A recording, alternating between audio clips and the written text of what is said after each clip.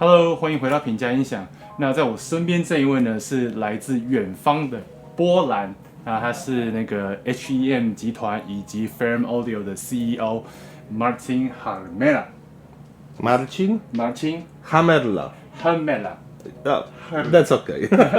Marcin， 对，那因为我们的音响展要到了，那个 Marcin 他也特别从波兰跟他的同事在你这边看不到，那他也特别从波兰飞到台湾来看音响展。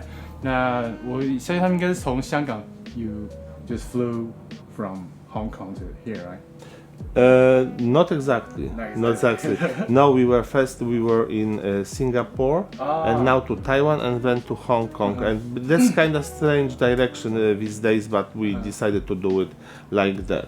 Because we have a distributor in Hong Kong. We will be visiting him, but it's kind of maybe the trade show would be too busy for our visit over there. So that's why this is this direction. Understand. 那我们这边也准备了一些问题了，然后想要向 Ferrum 这边来做一些提问，然后跟大家分享一些无论是他们对于产品开发或者说一些事情。那我大概有做一些提大概11个问题左右吧，那就是希望他们这边原厂这边呢可以给一个还蛮不错的一些内容，让大家可以知道说 Ferrum 是怎么样一样的公司。那 I have prepared some questions for you, and don't worry, these are not very hard questions, but I believe some of the headphone audiophiles would love to know more about Ferrum Audio and Ferrum Audio products and how your product will go in the future and something like that. So first of all, can you introduce yourself and the Ferrum Audio to the audience in Taiwan? Okay, my name is Marcin Harmela, and I am a skilled engineer who established a company nearly 30 years ago, and we are doing audio for 27 years already.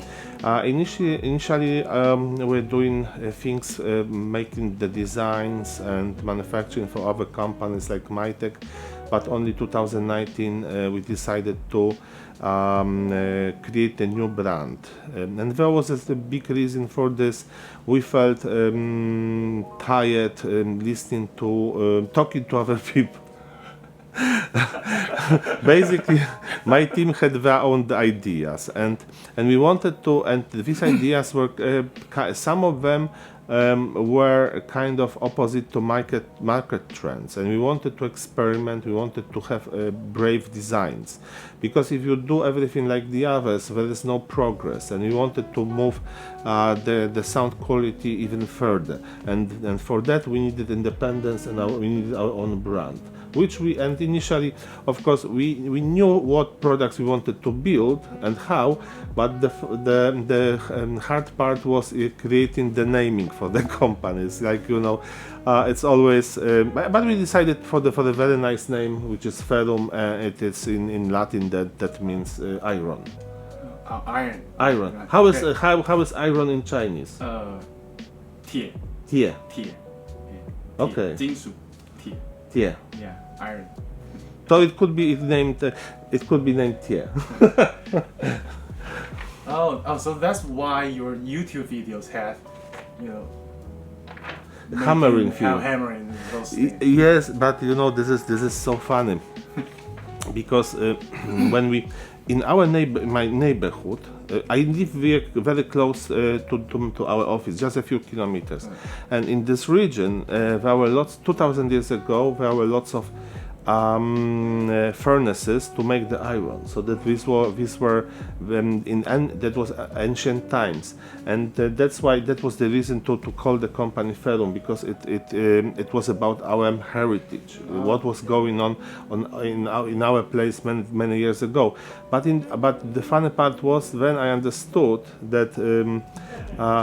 It was like the puzzle. We chose the Ferrum, the iron here, as the symbol of our company, but I understood that all my life was bound with iron because my father is a blacksmith. He was a very strong guy doing, you know, these things, and then I found out my name is bound with iron because my name is Harmela, which is hammering. Oh. It's about hammering, so it was like, that's a perfect name for the, you know, for the new brand. It's about so that's how we do it. Cool. This is very interesting because it's not appear on your website, right? It is, but you know, but it's kind of we put it on our website, but there is not the whole story because you know, it's not about it's about the equipment, but not about, you know, all these things, how we develop things. Like there's for example, we take our products. There's a description of the product, but there's nothing said about how the product was created. Because when we make a new product, we always discuss things, and there are ongoing discussions. Let's do it this way. No, it makes no sense. So let's do it the other way around, and all the time. And we don't put this on the website as well.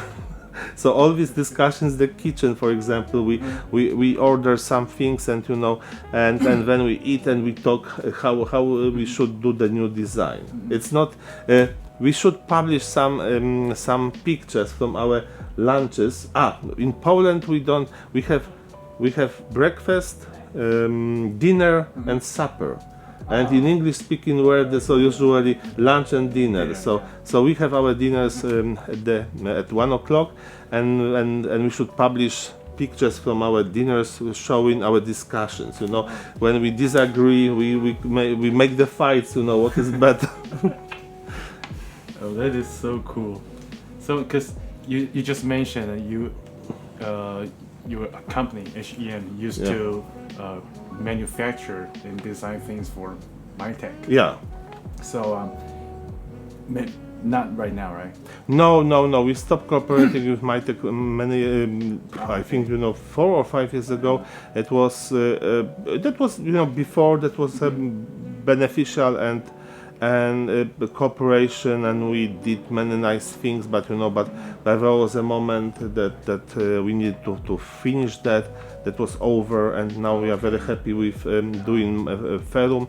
And we have with Ferrum, as I said before, we have very big freedom doing things, not discussing, because we do it the way we want. Mm-hmm. We agree that we need to be brave to experiment with things. So it's always risky to make experiments, because experiments can bring wrong effects, and it happens. But then we correct the design. Because some audiophiles know that you used to manufacture MyTech, and now you have Ferrum. Yeah. So some people might think, maybe Ferrum's sound quality or sound characteristic is similar to MyTech, but for our experience, it's totally two different things.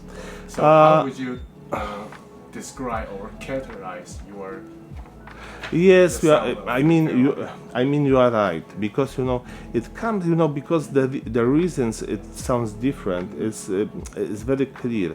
We do designs in different way. Mm-hmm. Okay, right now we put much more effort into the design stage, making several designs, comparing them, listening to them. So basically in MyTech times everything sometimes do these things in rush. So it wasn't, the effects weren't always the best because of many reasons. But now we can, as I said, we can do this our way, and and then we can achieve best results.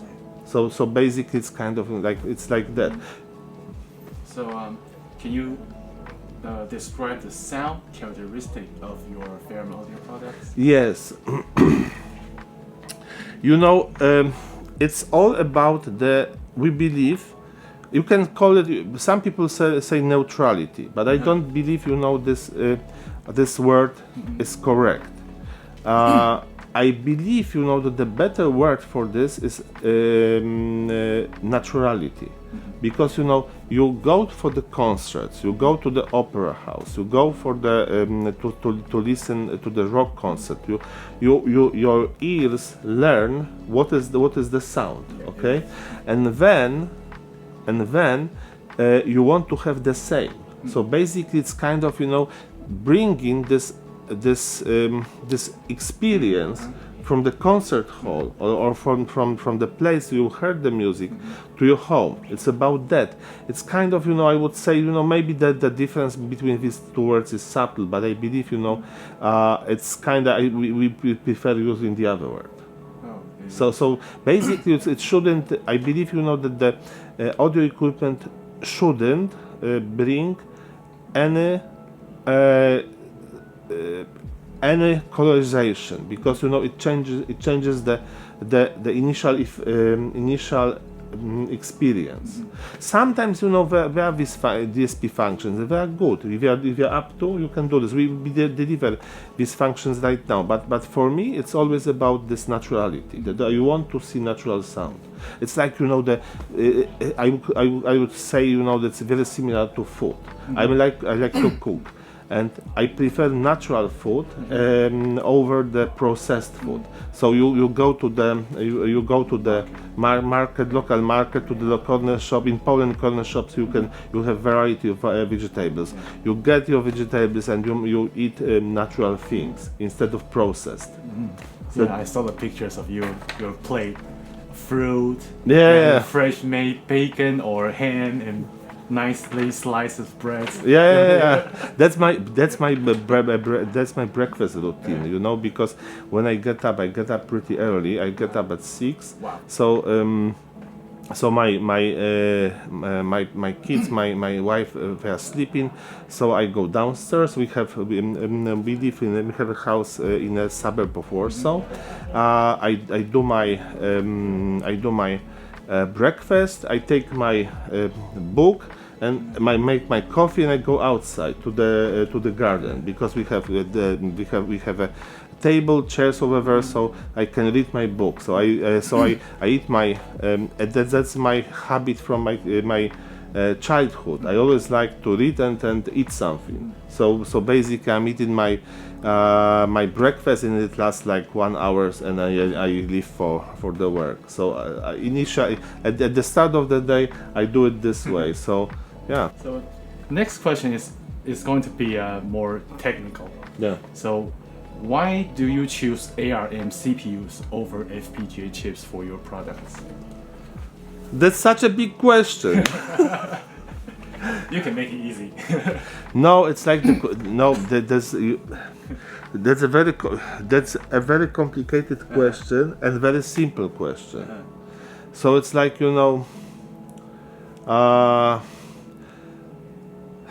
we were using FPGA chips for like 20 years, okay, or 25 years. I don't remember. Yeah, I even can't tell now, because for such a long time. But these were the days when all the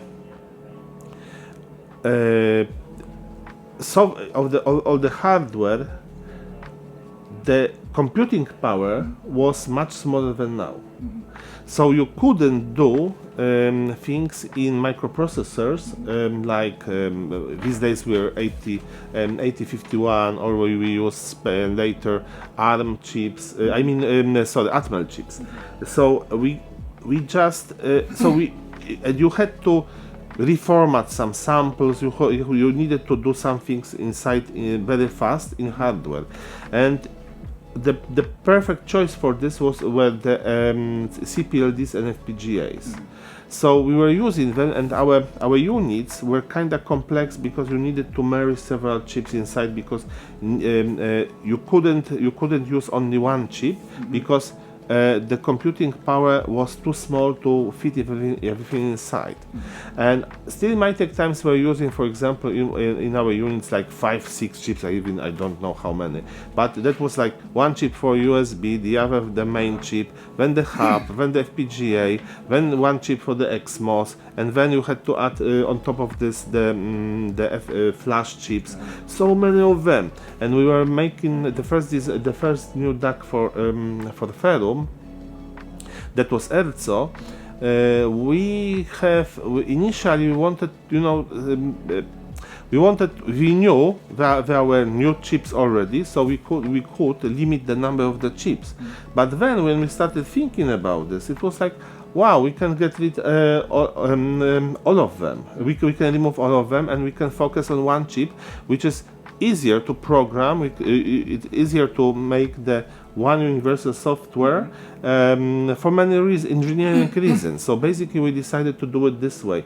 So it's not like there's you choose FPGA over ARM because or ARM of FPGA. It's kind of it depends upon what you do. So we decided this time, and we're perfectly happy with this. And and a funny part here is that when we removed the FPGAs from our designs, that was, I suppose, early 2020, and that was a time when it was very difficult to buy FPGAs. So basically, we did something